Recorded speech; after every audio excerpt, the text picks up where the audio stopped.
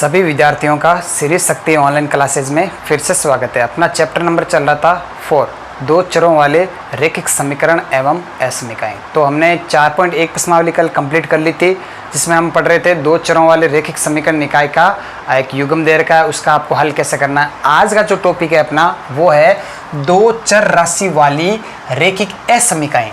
तो रैखिक असमीकाएं किसको कहते हैं, ये चीज़ हम आज पढ़ेंगे। तो देखिए, कुछ मैं चिन्ह आपको बता देता हूँ, वो चिन्ह आपको ध्यान में रखना है। जैसे ये वाला चिन्ह है, इस चिन्ह का मतलब क्या है, से बड़ा या ग्रेटर देन, इंग्लिश में क्या बोलते हैं, ग्रेटर देन। और ये वाला चिन्ह से छोटा यानी लेस देन। और इस वाले चिन्ह को क्या बोलते हैं, से बड़ा या बराबर यानी greater than equal to, greater than equal to. और ये वाला चिन्ह से छोटा या बराबर, लेस देन इक्वल टू। आगे बात सुन। अब देखिए, कोई भी गणितीय कथन, कोई भी गणितीय कथन जिसमें चर यानी एक्स वाई, ये चर होते हैं ना, चर तथा ये वाले चिन्ह greater than, less then, greater than equal, less than equal हो, तो वह असमीका कहलाती है। क्या कहलाती है, वह असमीका कहलाती है।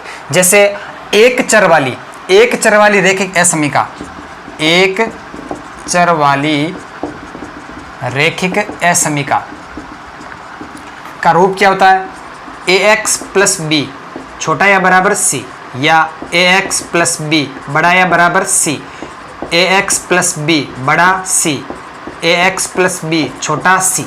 आगे बात सुन। तो ये जो चिन्ह आते हैं इनको हम क्या बोलेंगे, रैखिक असमीका। क्या बोलते हैं, रैखिक असमीका। ये क्या है, एक चर वाली रैखिक असमीका जिसमें केवल एक चर है, कौन सा, x, और ये वाले चिन्ह। तो ये चारों की चारों क्या है, रैखिक असमीकाएं। आगे बात सुन। अब बात करेंगे हम दो चर वाली, क्योंकि अपना टॉपिक क्या है, दो चर राशि वाली रैखिक असमीका।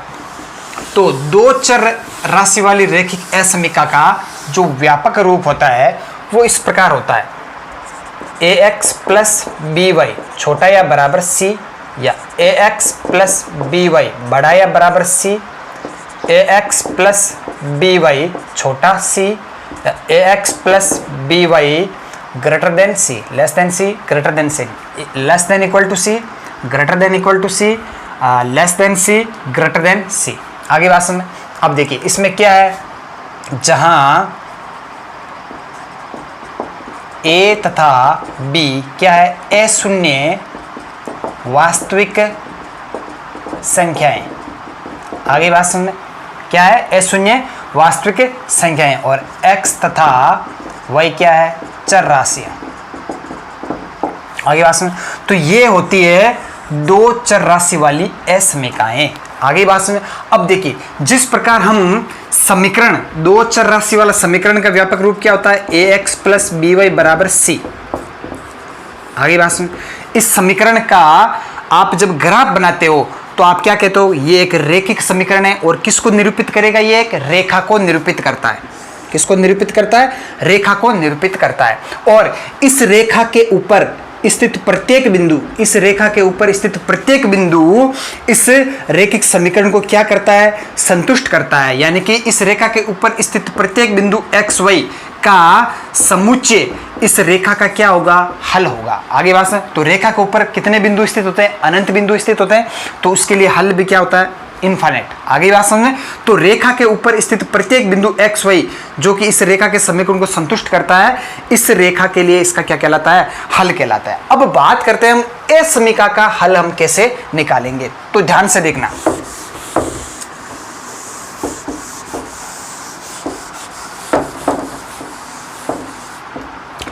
अब देखिए, जैसे कोई भी ये असमीका इस रूप में होगी, चारों ही रूप में होगी ए समीका, या तो लेस देन इक्वल टू हो सकती है, ग्रेटर देन इक्वल टू हो सकती है, लेस देन हो सकती है, ग्रेटर देन हो सकती है। तो प्रत्येक कंडीशन में आपको करना क्या है, सबसे पहले उस ए समीका को समीकरण के अंदर परिवर्तित करना है। किसमें परिवर्तित करना है, समीकरण के अंदर परिवर्तित करना है। यानी कि जैसे हम ये वाली लेके चलते हैं, ये वाली ए समीका लेके चलते हैं, तो इस ए समीका को सबसे पहले हम क्या करेंगे, समीकरण में चेंज करेंगे। तो क्या हो जाएगा, ax प्लस बी वाई बराबर सी, ax प्लस बी वाई बराबर सी। अब देखिए जैसे ही हम इस रेखा को ग्राफ में निरूपित करेंगे, मान लीजिए ये इस प्रकार है, आगे बात सुन।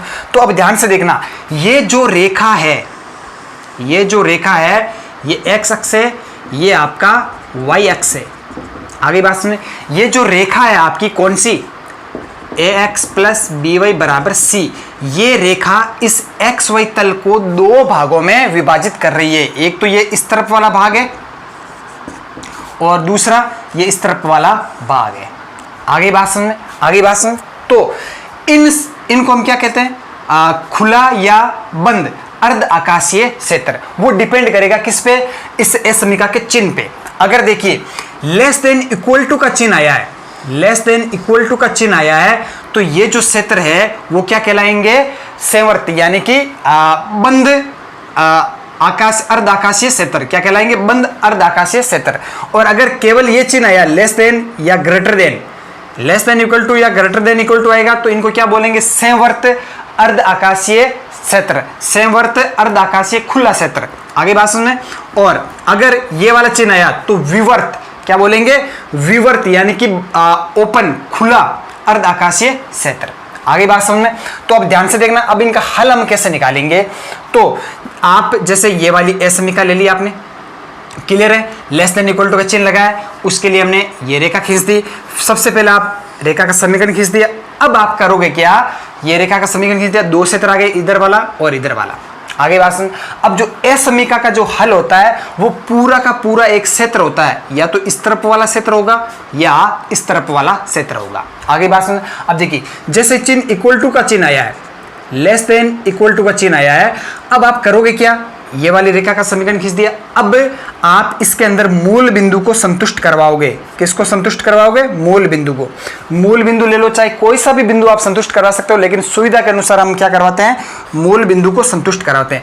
अगर मूल बिंदु इस ए समीका को संतुष्ट करता है, अगर मूल बिंदु यहाँ पे जैसे 0 0 रखा, तो अगर वो इस ए समीका को संतुष्ट कर रहा है तो हम कहेंगे कि इस ए समीका का हल क्षेत्र है वो क्या आएगा, मूल बिंदु के तरफ वाला क्षेत्र, यानी कि मूल बिंदु के तरफ वाला, यानी कि ये पूरा का पूरा इस तरफ वाला। और इक्वल टू का चिन्ह लगाए, इसका मतलब क्या है कि इस रेखा के ऊपर स्थित बिंदु, रेखा के ऊपर स्थित बिंदु और मूल बिंदु के तरफ वाला पूरा का पूरा, रेखा को सम्मिलित करके इस तरफ वाला पूरा का पूरा क्षेत्र जो है वो इस ए समीका का क्या होगा, हल क्षेत्र होगा। आगे बात सुने। और अगर मूल बिंदु संतुष्ट नहीं कर रहा है, अगर मूल बिंदु संतुष्ट नहीं कर रहा है, तो इस रेखा के सहित इस रेखा को मिलाकर इस तरफ वाला जो हल क्षेत्र होगा, यानी पूरा का पूरा रेखा के इधर वाला भाग, मूल बिंदु के विपरीत वाला भाग, वो पूरा का पूरा क्या होगा, इसका हल होगा। आगे बात समझे। अब इसी प्रकार मान लीजिए ये वाली ए समीकरण लिया आपने, तो इस वाली ए समीकरण के लिए भी आप पहले समीकरण बनाओगे और उस समीकरण का ग्राफ खींचोगे, वो दो भागों में बांट देगा एक्स वाई तल को। फिर आप इसमें मूल बिंदु संतुष्ट करवाओगे, और मूल बिंदु अगर संतुष्ट हो रहा है तो मूल बिंदु की तरफ वाला क्षेत्र पूरा का पूरा इसका हल क्षेत्र होगा। अगर संतुष्ट नहीं हो रहा है तो मूल बिंदु के विपरीत वाला इसका हल होगा। आगे बात सुन। ये तो हो गया इक्वल टू। इक्वल टू के चिन्ह जब आता है, यानी कि equal to, less than equal to या ग्रेटर देन इक्वल, इक्वल का चिन्ह साथ में आता है, उस कंडीशन में हल क्षेत्र में जो रेखा के ऊपर बिंदु स्थित होते हैं वो भी सम्मिलित होते हैं। बात करते हैं जब इक्वल टू का चिन्ह नहीं आता है, यानी ये वाली कंडीशन। आगे बात समझ में। यानी इसका जो हल क्षेत्र होगा वो क्या होगा, ओपन, यानी कि खुला। एक होता है इसमें हम कहते हैं संवर्त और इसमें हम कहते हैं विवर्त। इसके लिए कहते हैं संवर्त यानी बंद, और ये विवर्त यानी कि खुला। इस कंडीशन में क्या होता है, इस कंडीशन में भी आपको सबसे पहले समीकरण ही बनाना है, इसको समीकरण के रूप में चेंज करना है रेखा, फिर इस रेखा का आपको समीकरण खींचना है। फिर देखिए 0 0 मूल बिंदु रखेंगे, 0 0 अगर संतुष्ट कर रहा है तो हम कहेंगे कि मूल बिंदु की तरफ वाला क्षेत्र। लेकिन अब इसमें होगा क्या, कि जो रेखा के ऊपर स्थित बिंदु है वो सम्मिलित नहीं होंगे हल क्षेत्र में। रेखा के ऊपर जो बिंदु स्थित है वो रेखा इसके हल क्षेत्र में सम्मिलित नहीं होंगे।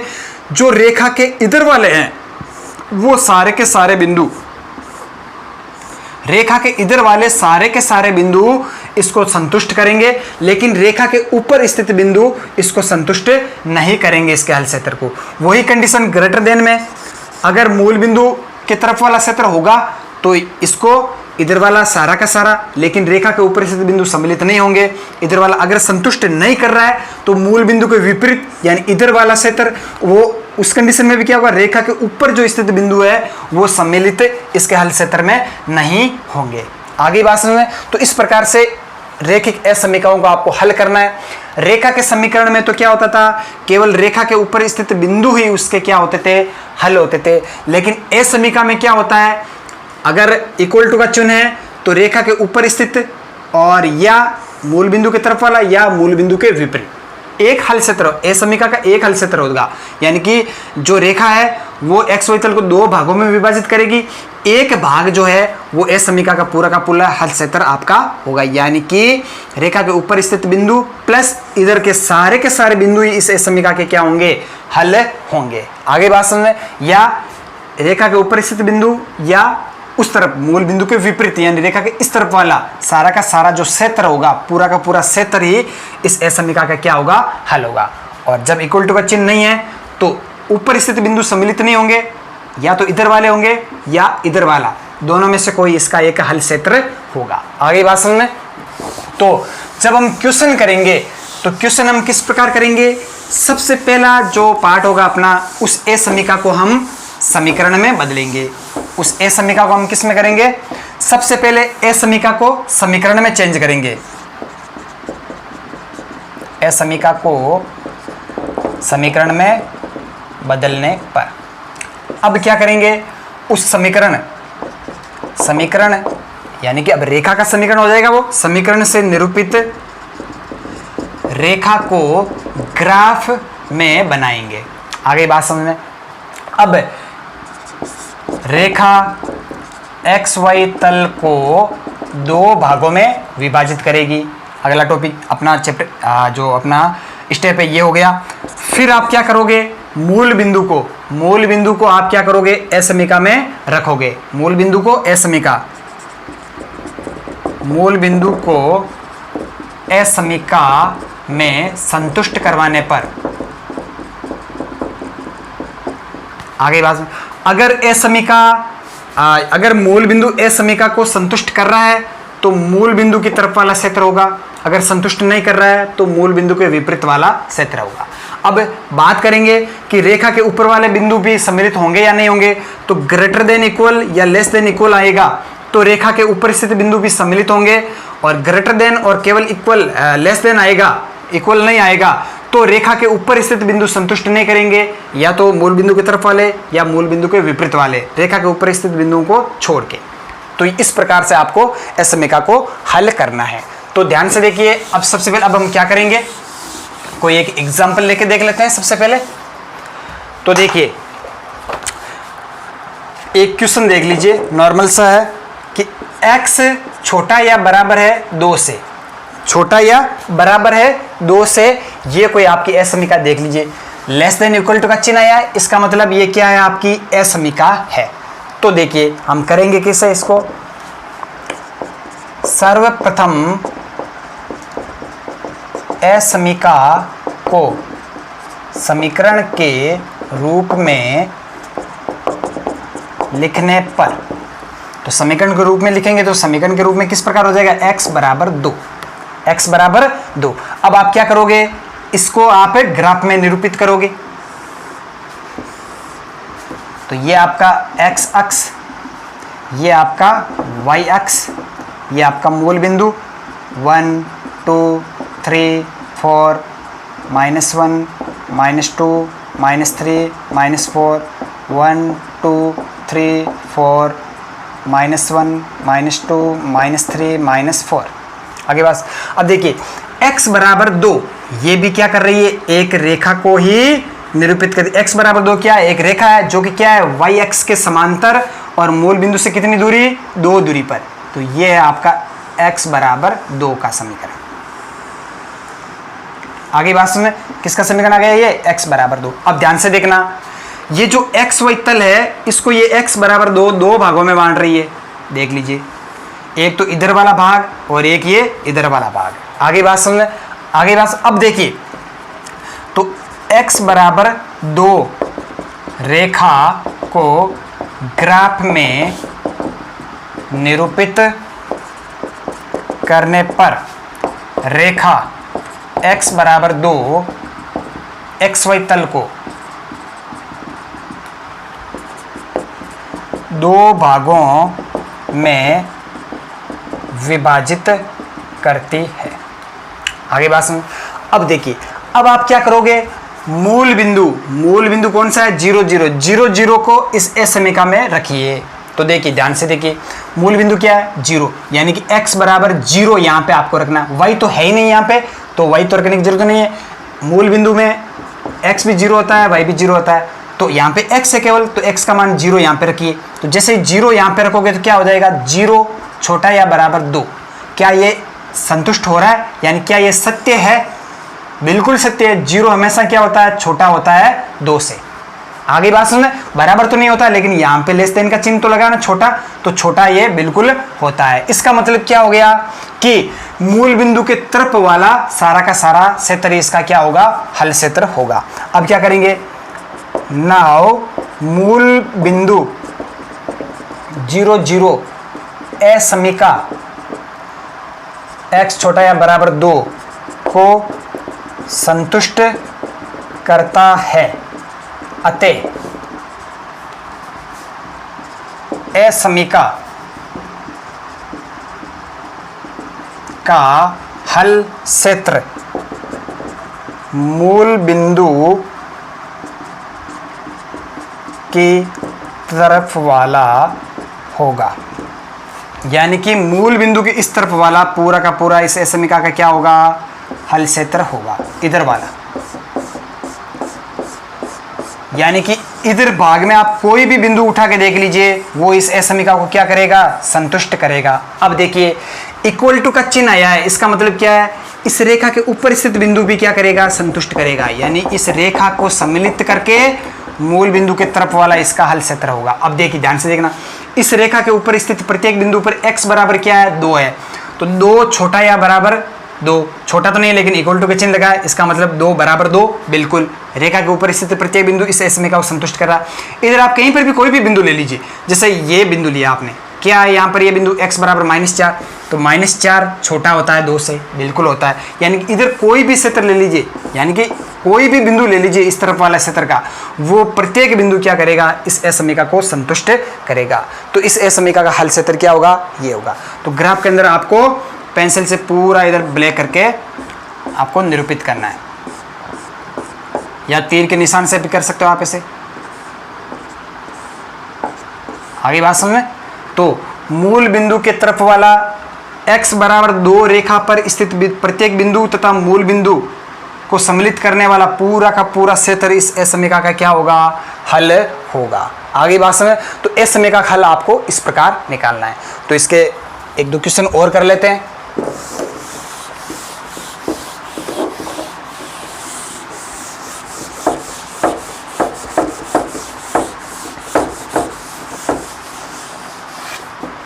तो देखिए, एक क्वेश्चन ये भी देख लीजिए, 2x - y बड़ा या बराबर 1। आगे बात सुनो, 2x - y बड़ा या बराबर 1।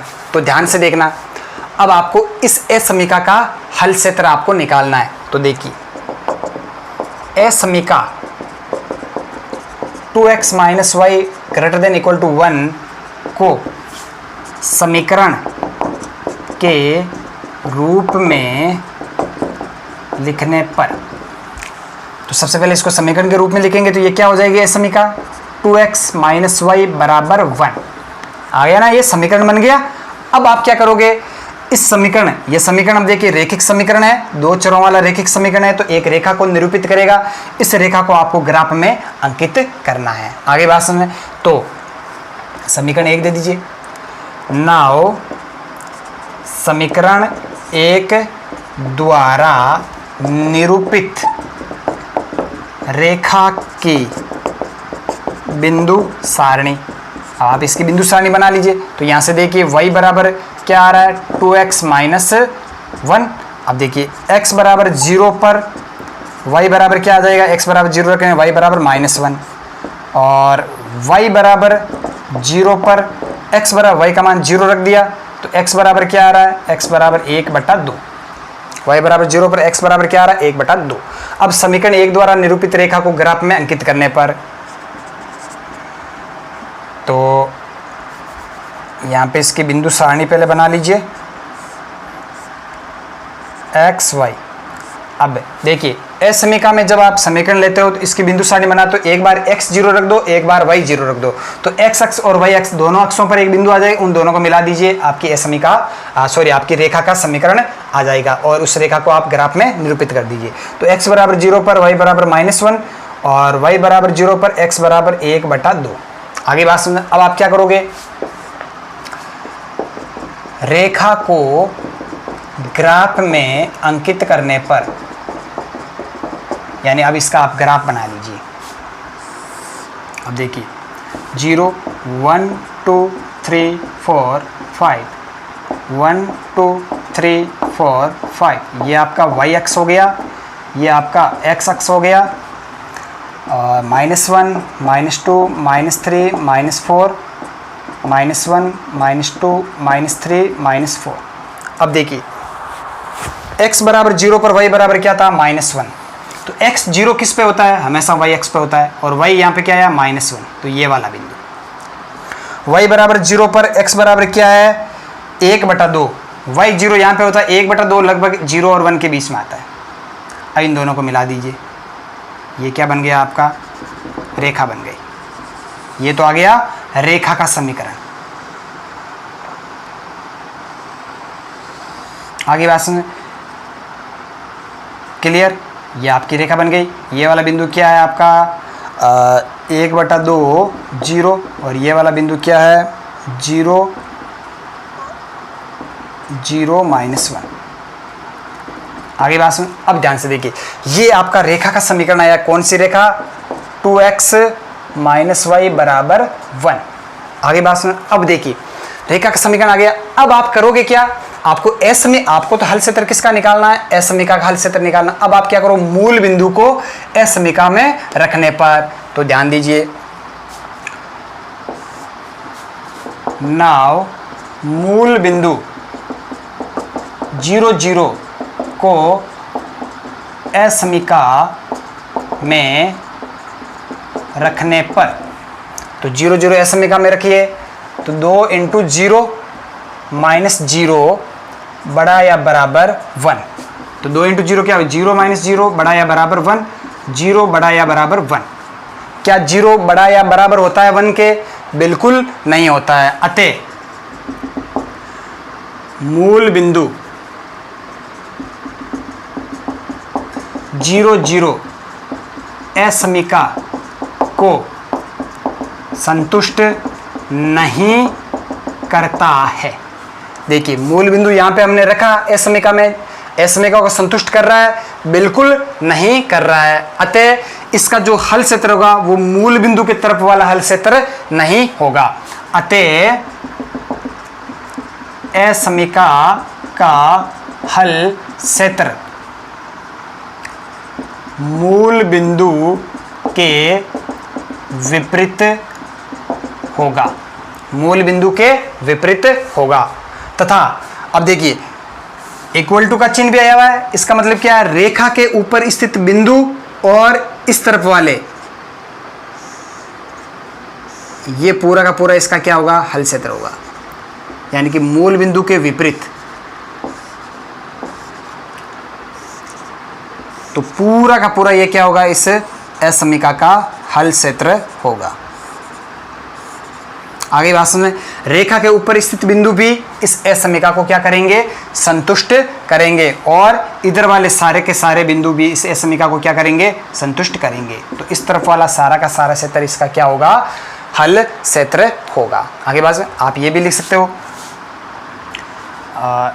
असमीका हल क्षेत्र रेखा पर स्थित प्रत्येक बिंदु तथा मूल बिंदु के विपरीत होगा। आगे बात में, रेखा के ऊपर स्थित प्रत्येक बिंदु भी सम्मिलित होगा हल क्षेत्र में, और इधर वाला सारा का सारा क्षेत्र भी इसके हल क्षेत्र में सम्मिलित होगा। तो ये होगा इसका असमीका का हल क्षेत्र। तो आज की क्लास में इतना ही। 4.2 के क्वेश्चन हम कल की क्लास में करेंगे। तो अधिक से अधिक यूट्यूब चैनल को शेयर कीजिए, सब्सक्राइब कीजिए। अगर कोई चीज़ समझ में नहीं आ रही तो कमेंट बॉक्स में ज़रूर लिखिए। धन्यवाद।